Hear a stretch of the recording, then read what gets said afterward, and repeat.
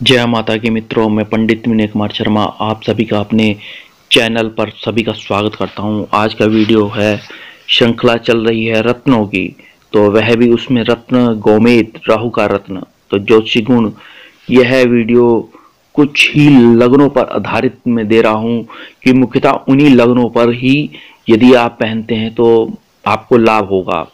तो यहाँ गोमेद का, राहु का ये रत्न माना गया है गोमेद को, और गोमेद एक आकर्षक रत्न है और यह गौमूत्र और शहद के समान माना गया है। और वराहमिहिर ने वृत्त संहिता में रत्नोत्पत्ति बताई है कि गोमेद की उत्पत्ति दैत्यराज बलि के मेदे अंतड़ी से मानी है, और जिसमें यह कुछ रंगों में पाया जाता है, जिसमें पीले रंग का है, भूरे रंग का है, काले रंग का है आदि। यह रत्न अगर देखा जाए तो पारदर्शी भी होता है यह रत्न अपने में। तो आज का ये वीडियो देखते हैं गोमेद का। मेरे चैनल को लाइक करें, सब्सक्राइब करें, शेयर करें, बेल आइकन को प्रेस करें। धन्यवाद। तो गोमेद रत्न मुख्यतः जो है 22 अंक जिनका आता है, 4 अंक जिनका आता है, मूलांक 4, 13 और इसमें खास तौर से 22 और 31, यह अंकों पर यदि हैं तो यहाँ आपको यह रत्न धारण करना चाहिए, मध्यमा उंगली में, चांदी में। तो यहाँ राहु देखा जाए तो दूसरों के साथ बैठ के उसके गुणों को लेना, ये इसकी खासियत है। चोरी इसकी ये है, जुआ, अफवाहें, जितने भी जुए से संबंधी कार्य होते हैं ये सब काम कराता है। भय, अपने पूर्वजों का गुणगान करना, पुनर्जन्म, लॉटरी, प्रचार विभाग, खासतौर से गड़ा हुआ धन, आकस्मिक कार्य बनना तुरंत, गबन, खेल, सर्कस, रबड़, प्लास्टिक आदि, भूत बाधा, गांजा, भांग, मादक तत्व जितने भी हैं ये सब इसके हाथ में है।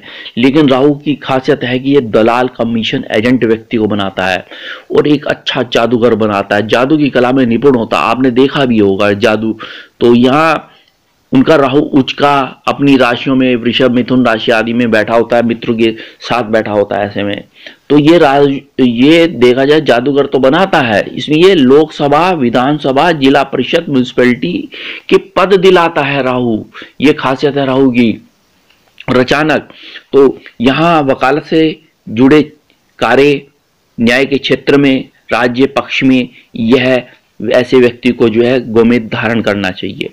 राहु राजनीति के क्षेत्र में लेके जाता है, राजनीति में सक्रिय करता है व्यक्ति को, राजनीतिक गतिविधियों में भाग लेता है, राजनीति करना चाहता है, तो ऐसे में एक उत्तम क्वालिटी का गोमेद रत्न धारण करना चाहिए।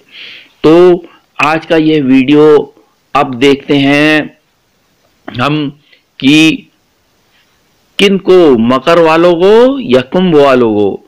तो मकर लगन वाले यह रत्न धारण कर, तो यहाँ आज का ये वीडियो देखते हैं।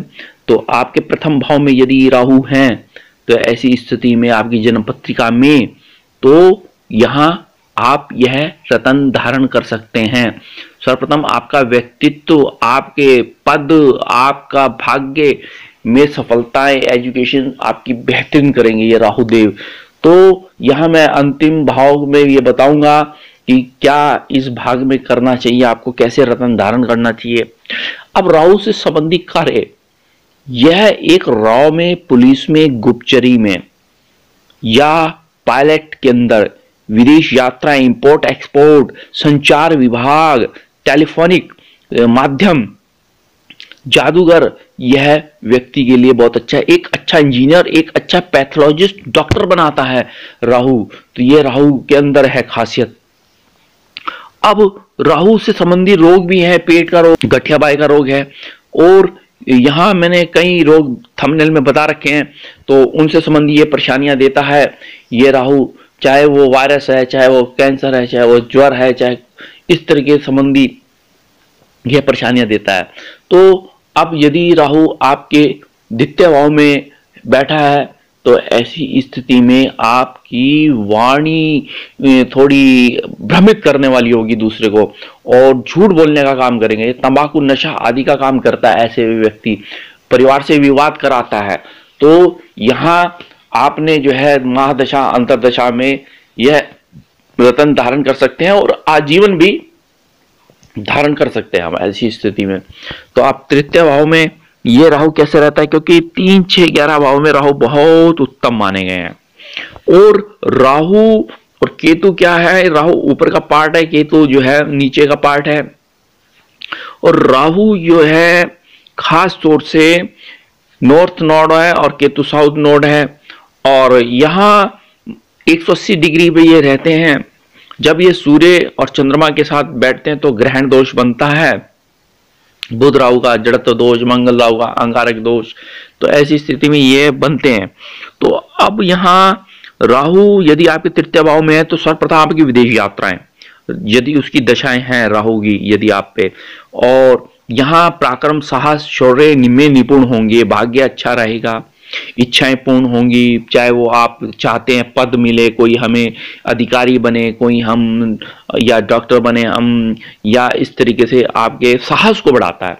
तो यही आपके चतुर्थ भाव में यदि राहु बैठा है तो थोड़ा प्राय लंग्स की समस्या, हार्ट की समस्या देता है, और ये परिवर्तन कराता है, चाहे भूमि का परिवर्तन, मकान का परिवर्तन, स्थान का परिवर्तन, पद का परिवर्तन।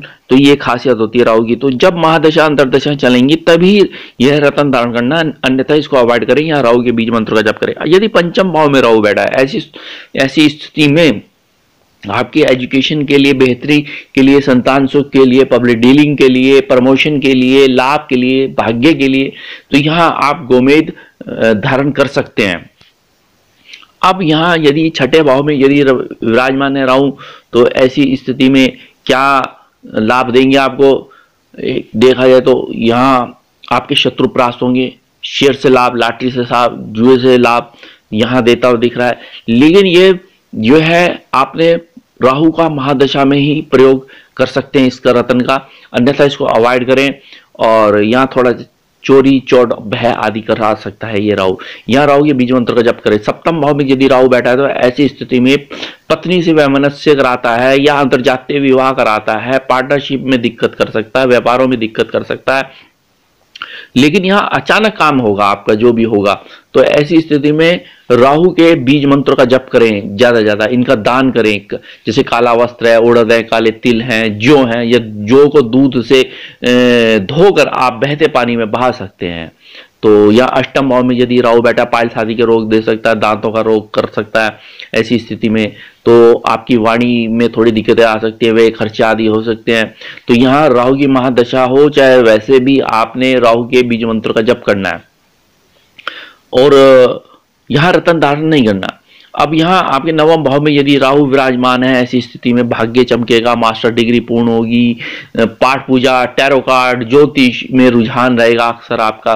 तो राहु की यह रत्न यदि आप पहनते हैं ऐसी स्थिति में, तो यहाँ आपके लिए बहुत ही उत्तम रहेगा, और खास तौर से और आपको लाभ भी मिलेगा। तो यहाँ आजीवन आप गोमेद रत्न धारण कर सकते हैं, अन्यथा महादशा में तो पहने।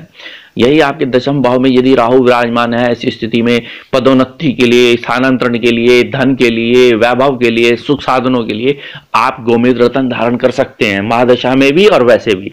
यही लाभ भाव में यदि विराजमान है राहु, तो इसको अवॉइड करें, और अवॉइड करें खास तौर से यहाँ राहु के बीज मंत्र का जप करें, दान आदि, मूली आदि का दान करते हैं, अच्छा रहता है। यहीं आपके 12वें भाव में यदि राहु विराजमान है, ऐसी स्थिति में थोड़ा खर्चे हुए आदि हो सकते हैं। यहाँ रत्न धारण ना करना बिल्कुल, यहाँ राहु के बीज मंत्रों का जप आदि, दान आदि कर सकते हैं। तो ये राहु का इस तरीके से ये उपाय करें खास तौर से।